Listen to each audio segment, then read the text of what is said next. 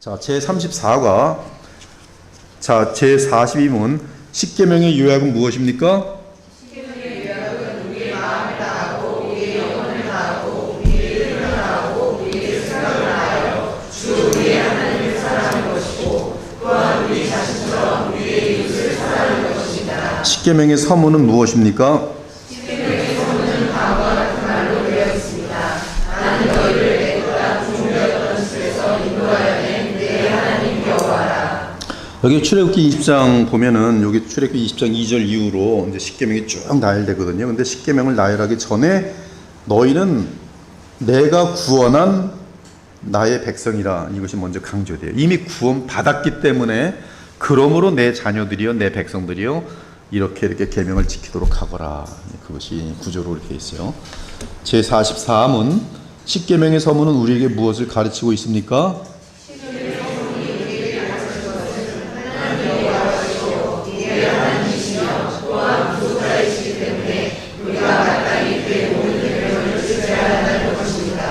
출애굽기 20장하고 신명기 5장에 십계명이 같이 실려 있어요. 혹시 굉장히 유의해서 본 사람들은 아니면 저에게 이미 강의를 들은 사람은 아니면 본인이 성경 읽다 발견한 사람이라면 그 차이를 아마 볼 것이에요. 그 차이가 혹시 뭔지 아십니까? 그 신명기 5장에 나오는 십계명과 그 다음에 출애굽기 20장에 나오는 십계명의 차이가 있어요. 그것은 그 안식일을 지키는 동기부여가 틀려요.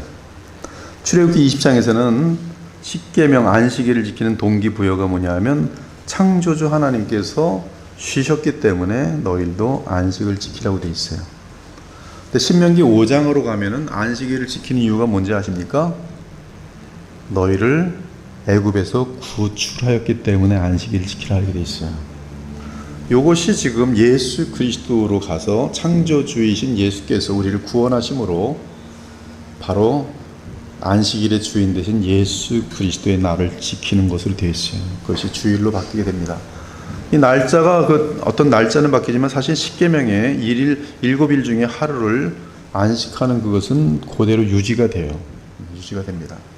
그러나 이제 십계명의 동기부여가 안식 그 창조에서 쉼과 플러스 구속이라는 것이 이 출애굽기 20장과 신명기 5장에서 함께 발전되는 것을 우리는 발견할 수가 있어요. 여기 여호와라는 것은 그 원어 그 자체로는 하여튼 스스로 존재하시는 그 하나님, 시작도 없고 끝도 없으신 그 하나님, 특별히 그 여호와는 언약하시는 하나님을 나타낼 때 자기의 이름을 알려주시는 그런 개념이 있어요. 여호와는 하나님의 이름입니다. 모세가 물어보죠. 누가 나를 보냈다고 이스라엘 장로들에게 말할까요? 누구라고 얘기할까요? 여호와라 하라. 내 이름은 여호와라. 여호와께서 너를 보내셨다 하라.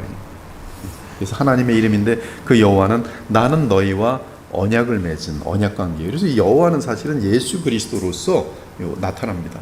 예수 그리스도는 사실 그 성삼위 하나님을 다 포함하진 않지만 야훼, 여호수아, 그 예수아 다 같은 개념이거든요. 그래서 여호와 하나님이 바로 예수예요. 물론 성령도 여호와시고 성부도 여호와십니다. 예수께서는 여호와 하나님이세요. 구별되시는 여호와 하나님이세요. 전혀 하자가 없습니다.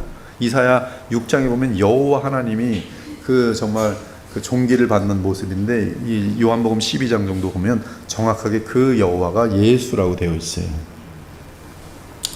우리 하나님은 창조주, 전능자 그렇게 연결되고 구속자, 바로 우리의 구원주죠. 마귀로부터 죄로부터 실패하고 패배한 우리를 구원해내시는 저주로부터 구원해내시는 우리가 마땅히 그의 모든 계명들을 지켜야 한다는 것이다. 즉 구원받은 자는 이제 하나님의 계명을 지켜야 한다. 1번 성경 구절 있죠. 그러므로 우리도 여호와를 섬기리니 그는 우리 하나님이심이이다 하니라. 값으로 산 것이 되었으니 그런즉 너희 몸으로 하나님께 영광을 돌리라. 값으로 산 것 되었으니 너희 몸으로 하나님께 영광을 돌리라. 하나님께 영광을 어떻게 돌리는가? 하나님의 십계명을 지켜라. 누구의 힘으로 지키는가? 우리 인간의 힘으로 지키려 하면 실패로 끝날 겁니다. 그러나 주님께 나아가서 그리스도 안에서 하나님을 만나뵈며 영광에서 영광으로 이르면서 이 십계명을 지키고자 하면 여러분이 넉넉히 지키게 돼요. 십계명의 요약이 뭡니까? 하나님 사랑, 이웃사랑, 더 많이 사랑하게 되고 더 하나님을 찾게 되는 것이죠. 이제 그 해설을 볼게요. 윌리엄스의 요리문답의 이 부분에서 우리는 매우 중요한 두 가지 원칙을 찾을 수 있다. 먼저 사랑은 율법을 성취하는 것이라는 위대한 진리다. 그리고 사람이 하나님에 의해 구원을 받으면 이 사실만으로 하나님의 계명들을 지키는 그의 의무는 계속해서 커져간다는 진리다. 이걸 거꾸로 말하면 그 사람은 가짜예요. 거꾸로 가르치는 것이죠. 즉 우리가 구원을 받으면 초자연적인 은혜가 우리에게 임한다는 뜻이고요. 능력이, 전능자의 능력이 우리와 함께 하신다는 뜻이고요. 이미 죄를 범하지 않는 예수님의 생명이 우리에게 임했다는 뜻이고요. 전능하신 성령의 능력이 우리와 함께 하시면 내재한다는 뜻이에요. 그러면 어떻게 됩니까? 이러한 것이 없었던 사람들보다 훨씬 더 십계명을 지켜야 할 명분과 타당성이 있는 것이, 내 힘으로가 아니라 나는 주님을 의지하고 이것을 지키려는 의도를 갖게 되면서 로마 7장에 내가 하나님의 법을 즐거워하는 그 마음, 그러나 능력이 없었습니다. 그 능력은 생명의 성령의 법이죠. 로마서 8장에서 그것을 찾게 될 때 이것을 얻은 사람 치고 이것을 안 지킬래 하면 이거는 되게 모순이 되고 오히려 더 악한 거죠. 이 두 가지 원칙들은 종종 오늘날 부인되기 때문에 우리는 이것들을 현존하는 어떠한 거짓 가르침과 대조하여 그것들을 논할 것이다. 율법과 사랑, 잘 알려진 이러한 거짓 가르침 중 한 가지는 율법과 사랑 사이에는 충돌이 있다는 개념이다. 율법이 누구에게서 왔습니까? 마귀에게서 왔습니까? 하나님으로부터 왔습니까? 하나님으로부터 왔어요. 복음이 누구로부터 왔습니까? 사랑이 누구로부터 왔습니까? 하나님으로부터 왔어요. 이것은 충돌되지 않아요. 소위 율법은 뭔가를 요구하고 사랑은 그와는 다른 것을 말한다고 한다. 예를 들어 율법은 우리가 거짓말이나 도둑질을 해서는 안 된다고 말한다. 그러나 사랑은 그들을 보호하기 위하여 내가 거짓말하기를 요구하거나 그들에게 먹을 것을 주기 위하여 도둑질을 해야 하는 상황도 있을 수 있다고 말한다. 그래서 죄의 가능성을 열어놓고 죄를 져도 문제가 없다는 것이, 그럴 수밖에 없었으니까. 요새 지금 이 시대가 그러고 있죠. 걔 술 취했는데 사람 죽일 수도 있지. 요새 그런 판이에요 지금. 걔 조울증이 있대. 조울증애가 갑자기 확 자기도 모르게 성질이 확 나서 그냥 칼을 걷대는데, 그래서 죽었대는데 그럴 수도 있지. 지금 이런 시기에. 거기다 평생 40년씩 감옥에 넣으면 어떡해. 그냥 한 1년만 그냥 조울증만 치료해주면 되지. 지금 이런 시기에. 사랑으로 다 덮어버리는 것이죠. 이거 사랑 아닌데 사랑이라 그래요? 이 사랑은 진리와 함께 기뻐하고 사랑은 의를 이룰 수 있도록 돕는 것인데요. 여러분 한번 상식적으로 봅시다. 애들이 도둑질하는데 난 너 사랑해. 더 해, 더. 사랑입니까? 근데 이것이 지금 사랑이라는 이름으로 지금 사회화되고 있어요. 엄마가 양심적이고 좋은 선한 엄마라면 도둑질하면 두들겨 패죠. 그게 정상적인 사랑이죠. 아주 혼쭐을 내주죠. 다시는 도둑질을 못하도록. 이러한 개념은 새 도덕 또는 상황 윤리 등으로 알려져 왔다. 그러나 기본적인 개념은 이러한 가르침에 따르면 사랑은 율법과 대항하여 존재하고 율법은 사랑과 대항하여 존재한다는 것이다. 그러나 그것은 우리가 교리에서 발견하는 것과는 매우 대조적인 가르침이다. 훨씬 더 중요한 사실은 그것은 우리가 하나님의 오류가 없는 말씀인 성경이 가르치는 것과 반대되는 가르침이라는 것이다. 이러한 잘못된 가르침을 옹호하는 자들은 예수께서 사랑을 위하여 율법에 대항하셨다는 걸 보여주려고 한다. 그러니까 이렇게 아닌 걸 보여주려고 하니 얼마나 성경을 곡해하겠습니까? 동성애자들이 동성애가 죄가 아니라는 것을 성경에서 입증하려니 얼마나 그 해석이 엉터리가 되겠어요. 별 이상한 해석을 다 끄집어옵니다. 무슨 안 사람이 본 건데 요나단이 무슨 다윗 앞에 섰더라 그랬더니 섰다는 것을 그냥 스탠드로 생각하지 않고 꼭 더러운 생각을 하면서 요나단이 다윗 앞에 섰더라. 뭐가 섰을까? 이게 도대체 동성애들의 성경 해석이 얼마나 더럽습니까? 가장 거룩한 책으로. 예수께서 사랑을 가지고 율법을 대항하셨다는 것을 드러내보려고 하면서 사람을 왜곡시킨 거죠. 그러나 이것은 성경이 우리에게 말해주는 것이 아니다. 산상설교에서 예수께서는 우리에게 분명하게 가르치시기를 자신은 율법을 폐하거나 무효화시키러 오신 것이 아니라고 가르치셨다. 그분은 그의 제자들에게 어떤 율법도 어기지 말 것과 사람들 율법을 어기도록 가르치는 것을 경고하셨다. 그리고 예수께서 몇 가지 계명에 대해 논하기도 하셨다. 그분은 유대인들이 만들어낸 율법의 어떤 전통적인 해석들, 고르반은 뭐예요? 부모님들을 존경하지 않도록, 부모님들을 봉양하지 않도록 만드는 이 장로들의 전통이었어요. 고르반, 내 지금 뭐 1억 있으면 하나님께 바쳤습니다. 그러면 요거는 하나님 거니까 우리 엄마 아빠 지금 굶어 죽지요. 근데 이거 바쳐서 못 써요. 죄송합니다. 그냥 굶어 죽으세요. 이게 고르반이에요. 예수님이 그 고르반이라는 제도를 보고 분노했어요. 부모에게 불순종하는 것은 돌로 쳐 죽이라고 했는데 너희들은 장로의 전통을 가지고서 하나님의 계명을, 이 계명 율법이란 말이에요. 계명을 다 뒤집는도다. 동일한 그런 어리석은 가르침들이 지금 이 시대에 많이 흘러가고 있어요. 그러니 교회가 이 모양이죠. 그러니 복음의 능력을 사용하고자 하는 동기부여부터도 없죠. 복음의 능력이 뭔지도 모르죠. 복음 그러면 죄를 합리화시키는 도구로 사용하죠. 복음. 오늘도 그렇게 많은 죄를 졌는데 하나님이 용서해 주신다니 감사합니다. 장난합니까? 지금 예수님하고 장난해요. 그냥 예수님 죄송합니다. 가서 죄 져야지. 죄 졌네. 예수님 감사합니다. 또 죄를 용서해 주셔서 감사합니다. 또 죄 지러 가야지. 이게 지금 이 시대의 교회 현장이죠. 청년들요, 교회만 다니는 거지 뭐. 교회 청년들 똑같아요. 술 마시고 뭐 어디 마약하고 뭐 서러운 성적인 범죄들 그냥 다 뒤집어 다 범죄하고 뭐 또 다 다르잖아요. 명품 사러 돌아다니고. 교회 사람만 많이 모으고 그냥 교회가 빌딩만 멋있게 세워지면 다 목회 성공했다 그러고 서로 만족하고 사회와 다르지가 않죠. 세상 사람들과. 그분은 또한 율법 그 자체가 얼마나 절대적인지도 보여주셨다. 예수께서는 그분은 율법이 어떻게 완전함을 요구하는지를 보여주셨다.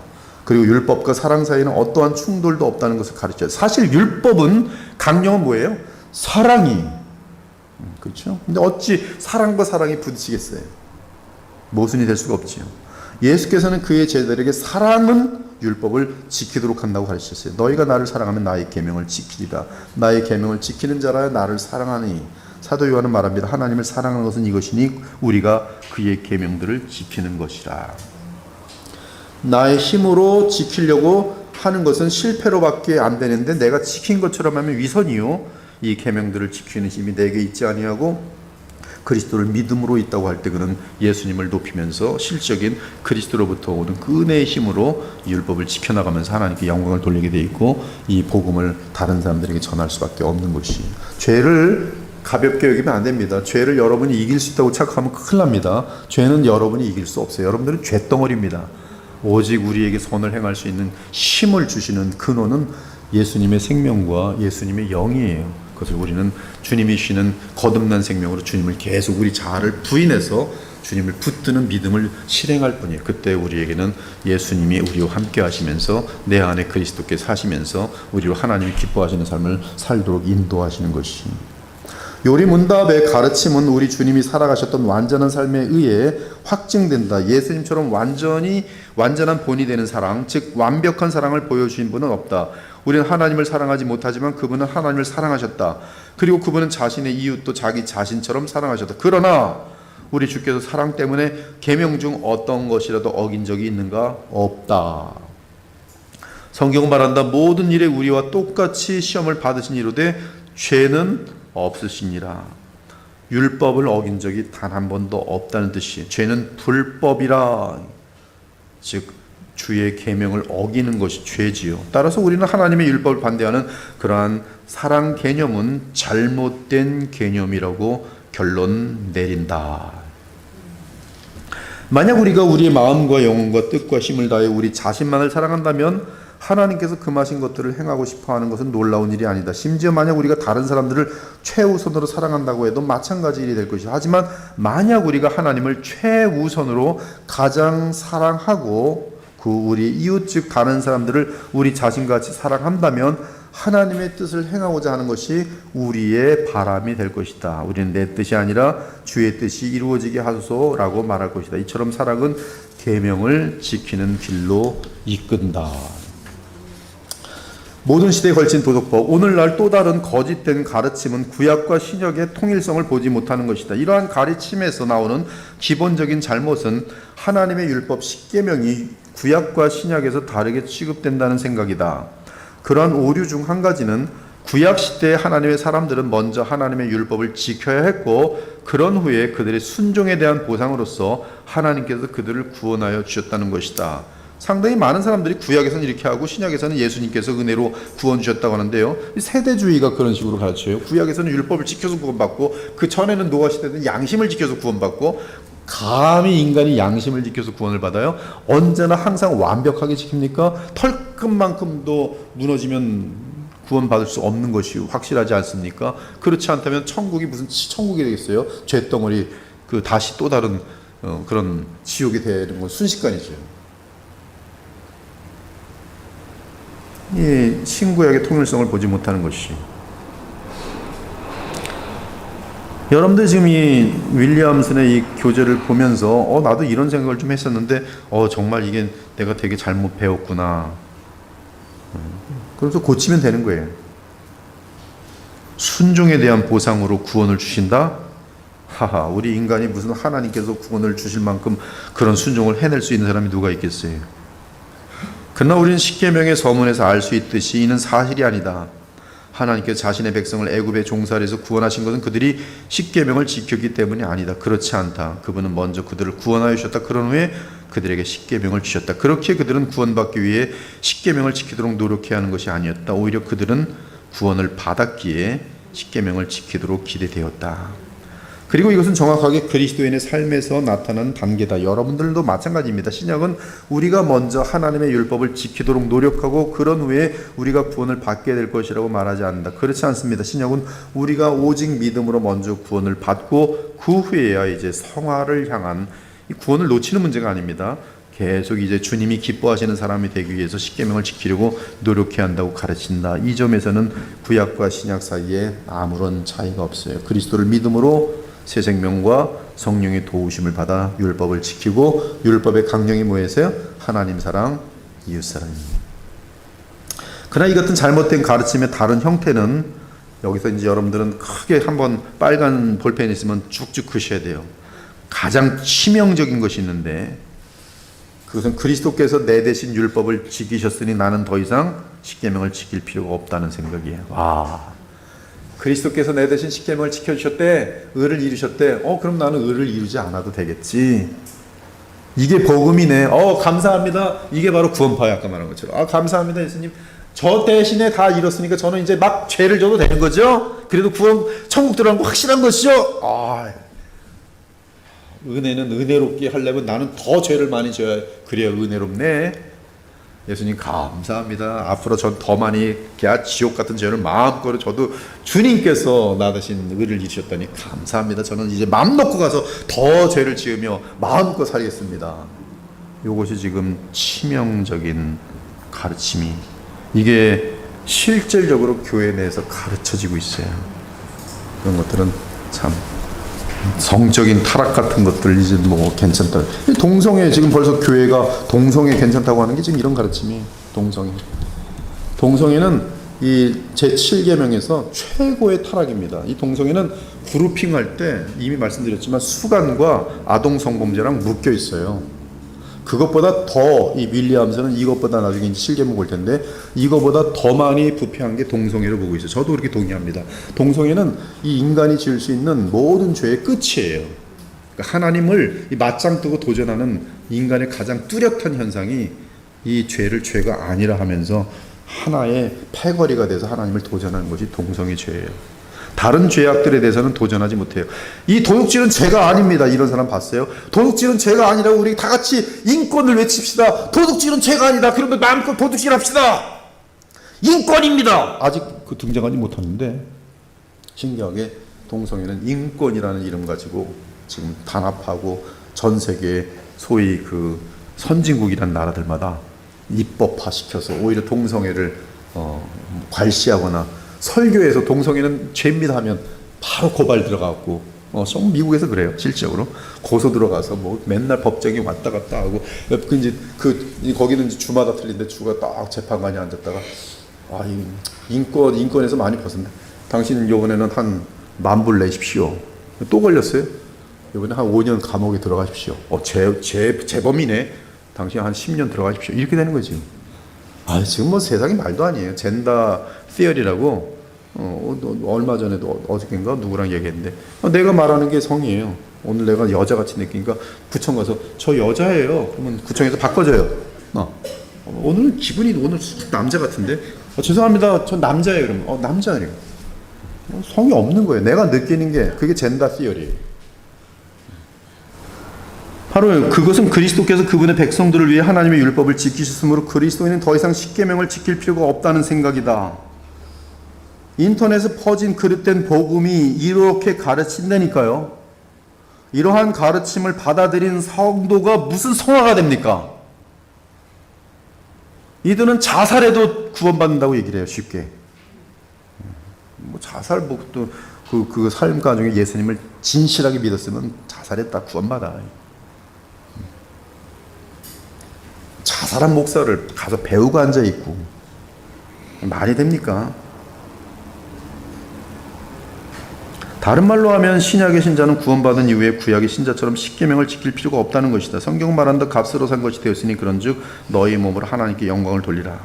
성경의 가장 위대한 원칙들 중 한 가지는 하나님께서 물은 많이 받은 자에게는 많이 요구하시고 적게 주신 자들에게는 적게 요구하신다는 것이다. 이러한 이유로 이스라엘 백성들은 이방 민족들보다 십계명을 지키는데 더 큰 의무가 있었다. 그러나 이스라엘 백성보다 더 십계명을 더 많이 지켜야 할 이유는 누가? 신약의 백성들. 왜? 더 많이. 세례 요한이 말합니다. 세례 요한에 대해서 예수님 말합니다. 이는 여인이 난 중에 가장 큰 자예요. 그러나 하나님의 나라의 백성들에 비하면 그가 누리는 혜택은 가장 작아요.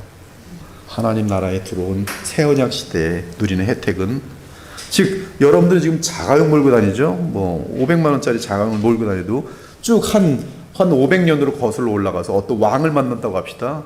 여러분은 그 왕이 볼 때 이거 뭐지? 내가 없는 거, 내가 갖고 있는 것에 1000배 만배로 엄청난 걸 좀 타고 다니네.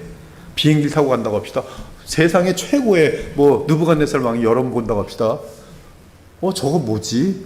바로 지금 그 얘기를 하는 거예요. 지금 여러분은 지금 새 언약 시대에 말로 감당할 수 없는 엄청난 지금 은혜의 충만, 그 어떤 이 모든 프리빌리지라고 하는데 그걸 누릴 수 있는 세계에 들어온 것이고, 구약 시대는 이게 아직 없었어요. 성령의 어떤 역사가 있었다면 구약에서는 이슬이에요. 이슬, 아침에 조금. 여긴 뭐예요? 소낙비예요. 구약에서 누렸던 빛이 있다면 구약에서는 촛불이에요. 근데 여러분 뭐예요? 태양이에요. 그러므로 지금 이 시대는 마음껏 예수 그리스도 안에서 하나님이 주시는 이 엄청난 특권을 누리셔야 돼요. 이걸 누리면 여러분이 죄를 넉넉히 이기도록 돼 있어요. 근데 이걸 모르는 거예요. 복음인 줄 몰라요.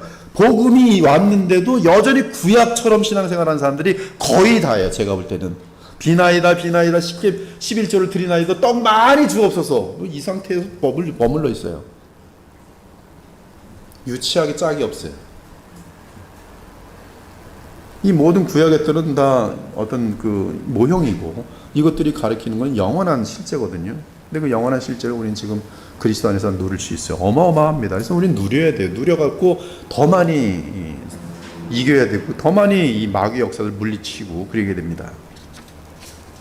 즉, 이 구약의 이스라엘 백성보다 새 언약 시대의 신자들은, 교회는 십계명을 더 잘 지켜야 할 더 많은 이유가 있어요. 그 더 많은 이유는 우리에게는 더 많은 프리빌리지, 특권이 너무나 많은 것이. 율법의 완전성, 다음 여러 과에서 우리는 여러 차례대로 이 십계명의 각 계명을 다룰 것이다. 그러나 이 과의 남은 부분에서 우리는 전체로서의 십계명에 대해 몇 가지 사항들을 강조하고자 한다. 첫 번째는 십계명 안에는 하나님이 우리에게 나타내신 뜻이 다 담겨 있다는 사실이다. 여기다도 이렇게 표시를 하세요. 여러분, 하나님의 뜻은 복잡하지 않아요. 딱 10개. 혹시 이 자리에 계신 사람, 아직도 십계명을 못 외운 사람 있다면 정말 하나님 말씀에 대해서 성의가 없는 거예요. 나는 교회를 지금 40년 다녔는데 십계명 써가십시오. 그게 어떻게 되더라고요. 도둑질하지 말라 이거 생각나는 것 같고, 이게 7계명이었던 거고, 이러고 있으면 지금 드라마는 그렇게 알가고 무슨 연예인들 내 이름은 쫙 하는 사람이 십계명, 아직도 십계명, 이 기본 중에 기본 십계명, 시작 어린아이들도 할 수 있는 걸 가지고 아직까지 모른다는 건 얼마나 하나님에 대해서 무성의하고 얼마나 성경을 멀리하고 얼마나 정말 영생과 예수님의 죽으심을 통한 성령의 뭐 이 모든 것들에 대해서 아무것도 알지 아니에요. 작정한 게으름의 극치의 사람들 아니겠어요? 혹시 이 자리에는 없겠죠. 그러나 만에 하나가 있다면 가서 머리를 많이 치십시오. 지금부터 정신 차리자. 좀 우리 주님께 조금이라도 좀 정성을 다하자. 십계명에는 하나님의 뜻이 다 담겨 있어요. 예를 들어 우리는 십계명의 목록에 새로운 것을 추가할 필요를 느끼지 못해요. 교회들이 주의해야 할 것은 이 뭔가를 추구하려는 유혹입니다.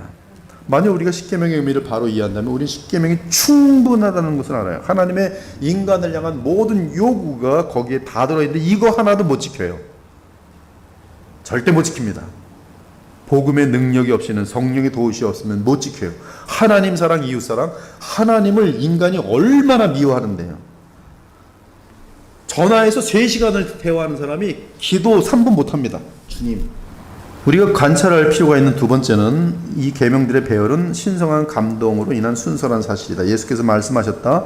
주 너의 하나님께 경배하고 다만 그를 섬기라. 그리고 그것은 우리가 십계명에서 발견하는 순서입니다. 앞부분에 4가지 계명은 우리에게 참된 예배를 가르쳐주고 그 부분적으로 이 4계명들은 다른 6계명들과 함께 우리가 어떻게 하나님을 섬겨야 할지를 가르쳐줍니다. 이 도표를 보면은 여기 보면 이제 1, 2, 3, 4 그리고 이쪽으로 5, 6, 7, 8, 9, 10 십계명이 다 있는데요. 여기 중간에 예배의 대상 성삼위 하나님 이렇게 되어 있어요. 이 계명이 순서를 가지고 있다는 사실을 알기 쉽게 보여줍니다. 그리고 이 구조의 원칙은 하나님이 중심에 계시다는 사실이, 하나님은 월등하게 중요하십니다. 하나님과 직접적으로 관계하는 계명일수록 1, 2, 3, 4 여기 대상, 방법, 태도 4 그리고 이쪽으로 건너와서 권위 거기가 5계명이고요. 생명이 6계명이고 결혼이 7계명이고 재물이 8계명이고 말이 9계명이고 만족이 10계명이에요. 하나님은 월등하게 중요하십니다. 하나님과 직접적으로 관계하는 계명일수록 10개의 자리 중에서 더 높은 곳에 위치한다. 하나님과의 관계가 간접적일수록 그것은 더 낮은 곳에 위치한다. 그러나 모든 10개의 계명은 하나님이 먼저라는 사실을 알려준다. 종종 그리스도인들 중에는 앞부분의 4가지 계명은 하나님께 대한 의리의 의무고 나머지 6개의 계명은 사람에 대한 의무를 가르친다고 말한다. 뭐 틀리는 말은 아니지만 만족스러운 설명이 아니다. 십계명 전체가 하나님을 향한 우리의 의무를 가르친다. 이게 굉장히 중요한 이 윌리엄슨의 통찰력이 십계명 전체가 하나님을 향한 우리의 의무다.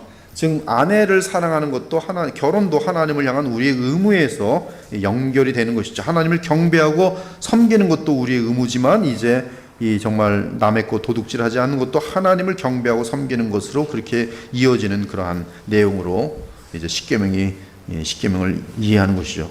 즉 삶이란 원칙적으로 하나님을 섬기고 경배하는 것이 전부여야 한다. 결론적으로 말하면 율법은 완벽하게 하나로 묶여 있다. 그러므로 하나를 어기면 십계명 전체를 어기는 것이 된다. 누구든지 온 율법을 지키다가 그 하나를 범하면 모두 범한 자가 되나니. 여러분이 한번 십계명을 어기는 사례들을 여러분의 인생 속에 한번 경험해 보면요, 뭘 분명히 알 수 있냐면요, 한 계명을 깨트리면 나머지 계명들도 다 깨지게 돼 있어요. 도둑질을 하고서 예배를 진정한 마음으로 드릴 수 있다? 불가능해요. 그러니까 1계명이 자연스럽게 무너집니다. 예배와 관련된 것들이 쫙 무너져요. 그렇죠? 도둑질로 끝나는 게 아니에요. 도둑질하는 사람 치고 거짓말 안 하는 사람 거의 없어요. 어디 갔다 왔어? 나 저기 지금 딴 데 갔다 왔어. 도둑질하러 갔다 왔지만 그 도둑질하러 갔다 와서 그런 사람 없어요. 거짓말 벌써 하게 돼 있고요. 탐욕의 죄, 도둑질 왜 했어요? 탐욕의 제 9계명에 걸리게 돼 있어요. 10계명에 걸리게 돼 있어요. 그렇게 이 모든 계명이 하나로 묶여 있기 때문에 하나를 범하면 신기하게 다 무너집니다. 바울은 탐욕은 우상 숭배라고 말합니다. 다른 말로 하면 우리가 제 10계명을 어길 경우 우리는 이미 참된 하나님으로부터 멀어지게 하는 것이, 그리고 이것은 우상 숭배로서, 즉 탐욕은 제 10계명인데 바울은 탐욕은 곧 우상 숭배인지라. 우상 숭배는 무슨 죄예요? 1계명에 해당되는 죄예요. 10계명을 어겼는데 제 10번째 계명을 어겼는데 곧바로 제 1계명을 어긴 것으로 바로 연결되는 것을 볼 수가 있어요.